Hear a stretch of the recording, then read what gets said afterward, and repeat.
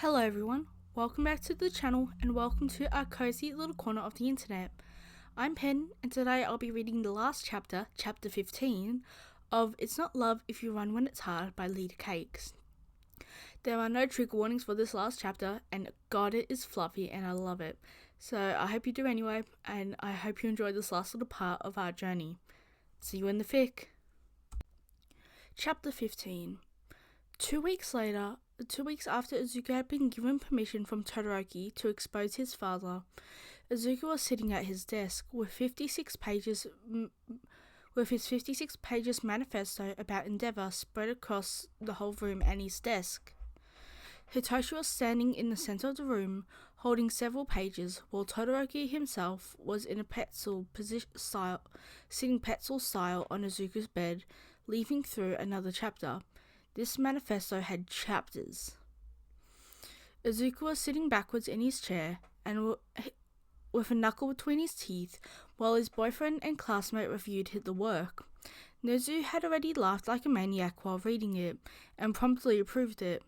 He did make a couple of edits to keep Izuku anonymous. The Chimera also provided the encrypted accounts that they'd be posting from. So everything was set. All that was left for Todoroki was for Todoroki to approve the final work, and for Hitoshi to okay Izuku doing a legal takedown that wouldn't risk his hero career. Every so often, Hitoshi would make a face and pick up another page. The teen's mouth would move every so often, like he was speaking the words, but nothing came out. His eyebrows knitted together the whole time. Todoroki read silently with a placid expression. The most reaction the manifesto had gotten out of the fire and ice user was an arching eyebrow every few pages. They had been going like that since 10 p.m. Izuku was riddled with anxiety. He wanted both of them to approve of what he had planned and spent literally 2 weeks on it, but he wasn't going to send it off if they weren't happy with the end product. Eventually, Hitoshi was the first to speak in 4 hours. He took a breath, cheeks puffing out with the force of his exhale. This is Izuku. This is brutal. I had no idea most of this even happened. Yeah, well, the commission kind of buried it all. I may or may not have borrowed Nezu's access code with permission. Hang on. Todoroki set the papers down in his hand. You hacked? Sorry, legally logged into the commission's database to get half of this info? Allegedly? Izuku shrugged. Oh my god, my boyfriend is a criminal. Hitoshi sighed. You hacked into the Hero Commission. Wait. Sorry, Nezu let you log into the Hero Commission to bring Endeavor down? Is that not illegal? Well, Izuku leaned back in his chair, elbows on top. He logged in and went to get tea. The door might have not been properly latched, and I might or may not have slipped into his office while Nezu just so happened to be reviewing Endeavor's file and, well, anyway, the cameras were down for maintenance that day, so we'll never know. Oh my god, Hitoshi scoffed. I love you. Izuku chuckled. I love you too. I love both of you. Hitoshi laughed dryly. Izuku assumed it was the most joy he had ever experienced in his life. This is brilliant, inspired. How are you going to release this? Oh, I already have it typed up. I was just waiting to see if either of you had any edits. Nezu already edited it to make sure that it can't be traced back to anyone specifically, and he gave me an encrypted anonymous account where I can post this online to several platforms. And you're sure can't be traced back to you? Hitoshi asked. Yes, though there is a high chance that Shota will figure out pretty fast it was me. Oh, he'll know. But honestly, I don't think he'll be mad about it. The hero should shun this bastard from ever working in this country again. I second that. Todoroki groaned. They all broke into laughter a few seconds later. Once both of his friends had approved the work, Izuku logged on to the encrypted account and set up a few various social media accounts. He made little posts that said something like, "Hey, check this out, the scoop on Endeavor." When everything was set up, he checked one last time with both his partners in crime. Hitoshi gave him 2 thumbs up, and Todoroki gave him a single yet firm nod. Izuku clicked send. Todoroki leaned over his shoulder. That's it. Now we just gotta watch the fireworks. Shit, I'm making popcorn. Hitoshi meandered out of the room, with hands tucked behind his head. By 5 a.m, they had millions of views on the files and thousands of comments. Several news outlets had already picked up on the story, and a few had asked the encrypted account for a comment. They wouldn't be answering or commenting officially, but it was still awesome to see that their hard work had done something so moving. This is the start of your hero work. Hitoshi tucked his arms over Izuku's shoulders. Todoroki went to bed at around 4 a.m, but neither Izuku nor Hitoshi could sleep after the excitement of their early morning hours. This is how you change the world, one corrupt hero at a time. One corrupt hero at a time, Izuku agreed. The whole dorm woke to the roaring of Endeavor on the phone with Todoroki, who put his father on speaker so they could all listen at breakfast. No one could hold themselves back. Todoroki had to mute the phone so they could all laugh. Shota actually cracked a smile, but adamantly refused to acknowledge he had been getting any joy out of his fellow co-worker being shamed. He did, however, covertly high-five Izuku on the way out of the common room. Hitoshi leaned over to kiss his ear and walked to class, whispered in his ear, "Who's next?" Epilogue. Izuku took a deep breath and tried to swallow the anxiety that was soaking through his muscles, making him tense. Tonight was a special night. Tonight was Hitoshi's birthday.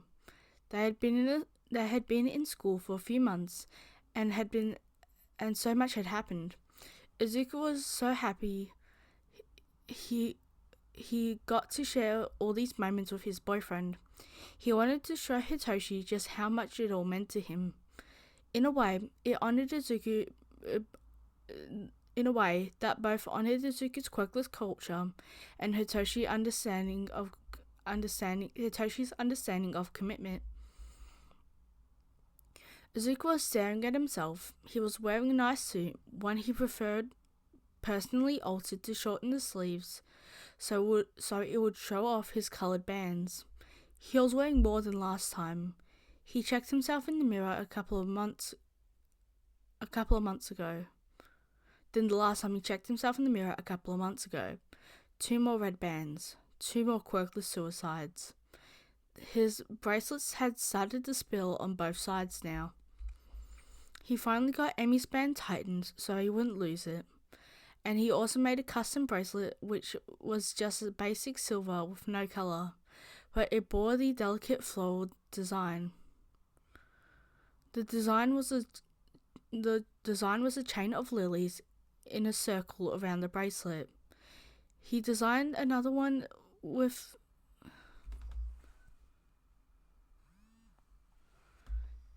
this one with a circle of daisies and hydrangeas. This second one was a gift for Hitoshi.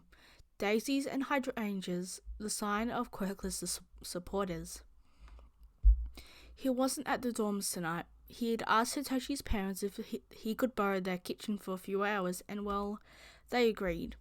They knew Izuku wanted to celebrate Hitoshi's birthday in a special way, so he was in Hitoshi's room, borrowing his mirror. Osami was picking Hitoshi up from school. He told him to dress up and to expect dinner. That was all. The front door opened downstairs, which definitely put another wave of nerves through his spine. He straightened his jacket and checked himself once more. A soft knock brought him out of his thoughts finally. Osamu peeked his head in. Her Toshi is downstairs, here, per your request. Izuku's mentor gently handed him a velvet box. Izuku took it with shaking hands. This was why they were here today. Why Izuku was celebrating Hitoshi's birthday specially. This was all he had been building up. This is what all this had been building up to. He opened the case, finding 2 beautifully engraved green bracelets. They were both engraved with the short quote in small kanji. If I know what love is, it is because of you. They're beautiful, Samu. Thank you. Are you sure you're ready for this? It's a big commitment. You know. I know. Izuku quickly shut the box and hugged Osamu tightly. The older man just laughed lightheartedly. I'm ready. Good. I'm so proud of you, Izuku. You have come so far, and you're going to make an excellent hero. I'll leave you both to your celebrations. Enjoy the evening, okay? Osamu kissed his forehead in the usual fatherly manner before heading back out. Izuku was ready. Actually, there was one more thing that he needed to do. He took out the box once more to take the green band that was for him and tucked it into his pocket. In its place, he put the silver bracelet covered in floral patterns. There, now he was ready. Hitoshi was waiting at the bottom of the stairs. He was wearing a matching suit which Izuku had left in his dorm room. It also had shortened sleeves, so the few bands on Hitoshi's wrists were revealed. Look at you. Hitoshi held out both his hands. You're perfect. I'm supposed to be the one saying that. It's your birthday. Izuku took Hitoshi's hands and pulled him towards the kitchen and dining room. Yeah, well, I guess I look perfect too then, huh? Oh, you do, that's for sure. Come on. The kitchen wasn't decorated with more than a few candles. Neither Izuku nor Hitoshi were much for fanfare, but a little touch of romance never hurt anyone. He was used to spending his allowance. He used the spending allowance the school provided him for the whole table of food to order a whole table full of their favorite foods. It made him with flourish in his left hand. Made with a flourish of his left hand. It was worth it. The look on Hitoshi's face was priceless. The tired teen rarely smiled, but this beautiful example of his joyous expression was something to behold indeed. Izuku, this is too much. Did you use your whole monthly allowance on this? It doesn't matter. It's our birthday. I want to have fun. Come on, I just came off 2 funerals and Shredder's been really grinding our noses about the damn ground training in the month. Damn ground, all month in training. I want to enjoy this day, so we're not sitting around moping around over our bruised fists and egos. You're right. Oh, I just didn't want you to go overboard for something as simple as my birthday. Come on, enjoy the food. I've got a surprise for you, a birthday gift. I thought the food was my birthday gift. Izuku settled himself at the table across from Hitoshi. He set his boyfriend's favorite dishes all around him. Hitoshi was more than happy to dig in the sashimi he loved from the deli down the street from UA. A happy groan of pleasure erupted when he took the first bite. Ugh, I wish this was more affordable. I'd eat these every damn day. Same. Izuku snatched a piece before Hitoshi could smack his hand away. Hey, that's mine. then eat faster. Oh, you cheeky. Hitoshi smacked Izuku's knuckles with his chopstick. Izuku chuckled. You're so lucky I love you. I am, huh? Izuku stuffed the sashimi out into his mouth with a smug grin. I love you too. He mumbled around the rice with fish in his mouth. The words were muffled and jumbled with food. Hitoshi happily laughed. Alright, so do I get my gift or do I have to guess what it is? Izuku put his chopsticks to his mouth in thought. I don't think you'll ever guess what it is. No. Hitoshi snatched some of his katsudan. Izuku feigned horror at the theft. A new Nintendo Switch case like I've been asking my parents? No. Izuku shook his head. Okay, what about the mystery book set? That mystery book set I put on my Amazon wishlist 2 months ago that's been on pre-order for a hell of a lot longer? No, Izuku insisted. This time he took a large bite of pork, emphasizing the single denial with a loud crunch. You'll never guess. Come on, Hitoshi begged. Don't keep me in suspense. Izuku finally caved. They had a few bites of... Wait, I lost my track. They had a few bites of food that was good enough. Izuku didn't think he could contain himself for that long anyway. He was too excited to give Hitoshi his gift. Izuku brushed some curls from his face and slowly got up. I got you this, but hang on. Before I give you this, I want to say something. Uh-oh. Hitoshi turned, pushing his chair away from the table as Izuku approached and crouched down in front of his partner. He placed one hand on each of his boyfriend's thighs and stared up at his boyfriend's lavender eyes. You have single-handedly changed my worldview, my understanding on quirk people, and the ability to become a hero in my own right. Hitoshi squeezed his hands. Izuku smiled. I love you. I want you to understand that I'm not just going to run when shit gets hard, like you've said to me in this very kitchen several months ago. Izuku, I never doubted that. He placed one hand to Izuku's cheek and tried to pull him up for a kiss, but Izuku refused for a moment. I love you so much, Hitoshi. I want you to, and everyone else to know that. Hitoshi tilted his head in confusion. Izuku smiled.